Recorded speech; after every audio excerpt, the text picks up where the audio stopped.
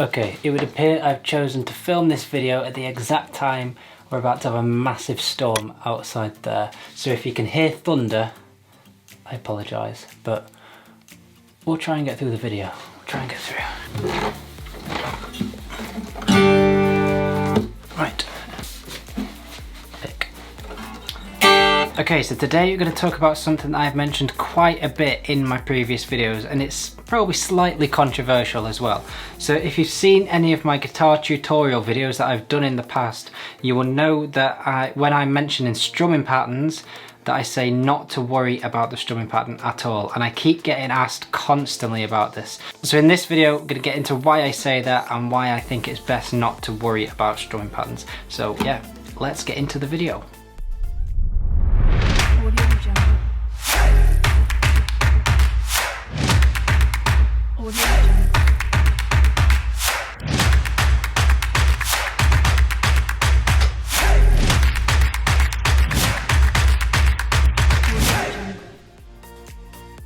Okay, so I've been meaning to make this video for quite a while, but I've never actually got round to it. So strumming patterns are one thing, in my personal opinion, that people tend to, when they're learning how to play the guitar, they tend to overcomplicate it. And I think it's easier to keep it as simple as possible. Now, when you see strumming pattern diagrams that look like this, and it's got all the different arrows and they're going up, down, down, down, up, down, that might look very simple, and it does look simple because you basically follow that diagram and you go down, down, up, down, down, up, down, and that's all very simple. But when you try and put that into the context of a song that you're trying to learn, then it becomes a little bit more complicated. So what I'm saying in this video, I'm not disagreeing with strumming patterns at all. They are great, they help a lot of people out, and people do find it easier to learn that way. But what I'm also saying is that this can also be an even easier way, once you've got your head around it, to learning how to play the guitar. If you imagine, if you've just picked a guitar up, if you're a beginner guitarist and you're learning some chords, so you've got a G, a D, a C and so on, you're learning how to play all those chords. One thing you're trying to think about is where to put your fingers. Now, once you've been doing this for a while, it's just second nature. You know exactly where those chords are, how to play them, and you can do it without even thinking about it. Same goes for strumming patterns. But while you're trying to learn these chords, if you're trying to learn how to play a strumming pattern and learn all the different strumming patterns, because they're pretty much endless, there's thousands of them. If you're trying to learn how to go down, down, up, down, down, down, down, down, down, up, down, that is giving you an extra thing to be thinking about in the back of your mind, when all you want to be thinking about is where to put your fingers on the fretboard to create that chord that you're trying to learn. So while you're trying to learn that chord, you're then trying to learn a strumming pattern, and it just becomes a little bit too complicated. So what I say in my guitar tutorial videos is to ignore strumming patterns. When people ask me about a strumming pattern, what I say is listen to the music and play along. That does sound a bit vague, I know, but when you get your head around it, it really does make sense. So let's put this into an example. If you're trying to learn a song for the first time, let's say Live Forever, for example. It starts on that G and it goes to a D.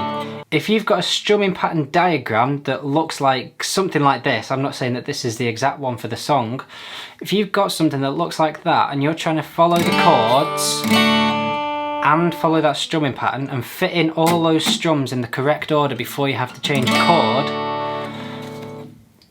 do you see what I mean? It just gets a little bit too complicated when you're first learning how to play the guitar. But what the benefit of listening to the music and creating your own strumming patterns, so for example, while you're first learning it, you could just do downstrokes.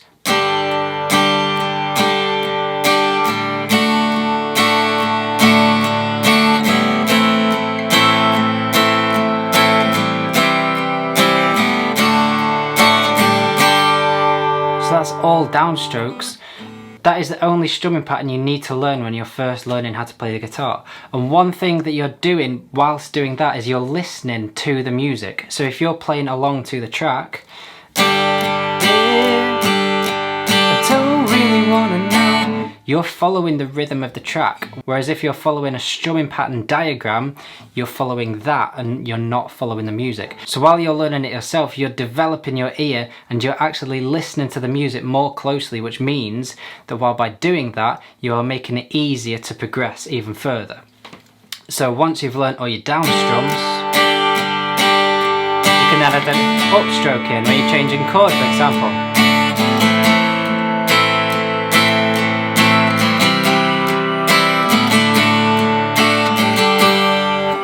And then from there, you can start to hear the little differences in the upstrokes and the downstrokes. So for the upstroke, for example, it gets lower. It starts higher and it gets lower. And the opposite when you're downstrumming. And you can hear the little differences in the music and you can start to pick them up.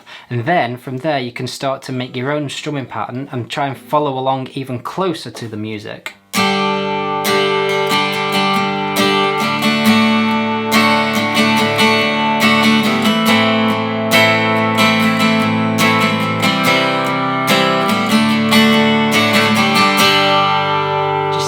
I hope that makes sense. I hope I'm being as clear as I possibly can be. Basically, I'm saying listen to the music. If you have to, start with downstrokes, that's all you have to do. Because by following a diagram, it just creates a little bit of confusion in your head because you're starting to think you have to go down, down, up, down, down, up, down, down, up, down, down, up, down. It slows you down, it slows down that learning process. And while it does take a lot of time to learn guitar, and people think that you need to follow these exact strumming patterns, you really don't. There's nothing to say that you can just create your own strumming pattern for a song. So if I wanted to go down, up, down, up, down, up, down, and just strum away, you can do that.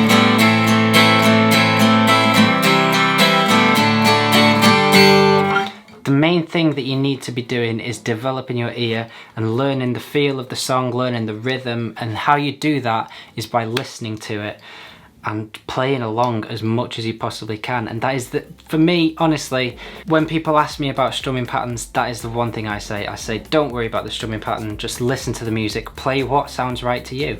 You don't even need to play it the exact same way that they play it. You could try and give it your own different feel, create your own strumming pattern, change chords at a slightly different time, sing a slightly different melody, just make the song your own. You don't have to follow it to the exact way that the song was written. So I hope that makes sense, I really do. If you have any questions and I've made it a little bit less clear for you, drop me a comment in the questions below or send me a message on Instagram. I know this is possibly a slightly controversial topic for some people because you kind of taught to follow strumming patterns when you pick the guitar up and you're taught by a teacher. But I think the best way to learn a guitar is learn it your own way. Listen, learn by ear, and I think you'll pick it up a lot quicker. I've only ever had 2 guitar lessons in my life and I didn't really learn anything from them. And I kind of, after those guitar lessons, I'd never picked the guitar up again, and it was only when I picked the guitar up for myself and taught myself that I actually started to learn how to play the guitar, and that is just through listening, playing along to music through YouTube. And I think, honestly, that is the best way to learn. So again, any questions, drop them in the comments below. Don't forget to click that like button and the subscribe button just down there. Come and be a part of this community. And yeah, I hope that makes sense. I shall see you all very soon in another video.